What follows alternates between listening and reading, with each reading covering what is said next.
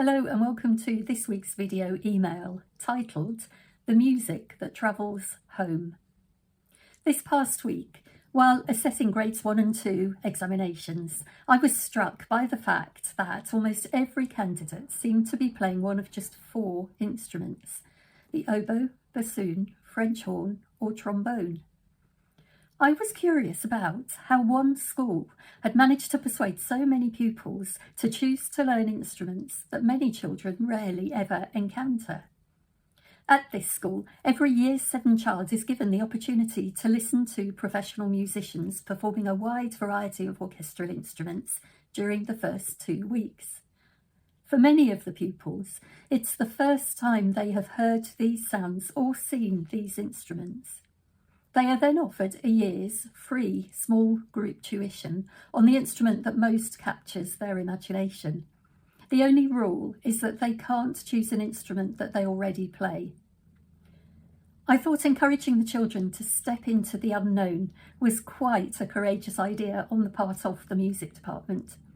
Rather than allowing them to stay with what was already familiar, it was giving them the opportunity to discover sounds, instruments, and musical experiences that they might otherwise never have encountered.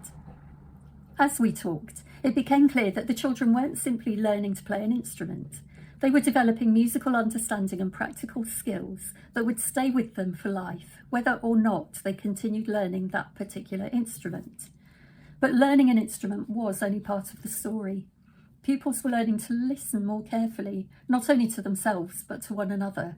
They were also learning perseverance through regular practice and discovering what it means to contribute to something larger than themselves as members of ensembles. I have to say, the head of music was very much preaching to the converted. I found it so refreshing to meet another music teacher who shared so many of the same values and was so committed to this way of thinking about music education. She also pointed out that the school wasn't just educating the pupils through this initiative. It was educating the children's parents, the other teachers, and, little by little, the wider community too. For example, it meant that parents who had never heard a bassoon before were beginning to recognise its distinctive sound.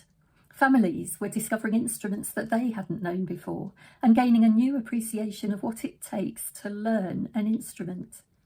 One child's curiosity was becoming a family's curiosity, and over time that curiosity began to spread throughout the wider school community. I've actually seen the same thing when music specialists demonstrate to parents and babies how to explore the different sounds that simple instruments can make, encouraging them to watch and listen to their baby's reactions. I see it too when primary-age children proudly sing the songs they've learnt at school, only for parents and carers to then ask for the words so that they can join in as well. Different ages and different settings, but the same invitation to explore music together. Through this conversation, I was reminded that one of the greatest responsibilities I believe we have as music educators is to create opportunities that broaden children's musical worlds. We can't assume that they will encounter a remarkable breadth and diversity of music just by chance. Sometimes those opportunities need to be created deliberately, not only for the children themselves, but for the parents, families, and communities who learn alongside them. The more I thought about it, the more I realised that this simple idea has quietly shaped much of my own work, and it was one of the driving factors behind the creation of the musical diversity alphabet.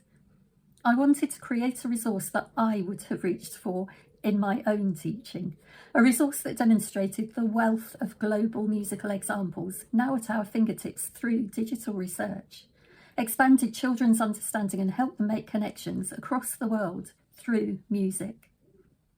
I felt compelled to create it because I realised that, as educators, we now have opportunities to broaden children's musical worlds that simply didn't exist when I first started teaching. It seemed too important an opportunity to ignore. When we create opportunities to broaden a child's musical world, we rarely enrich only that one child.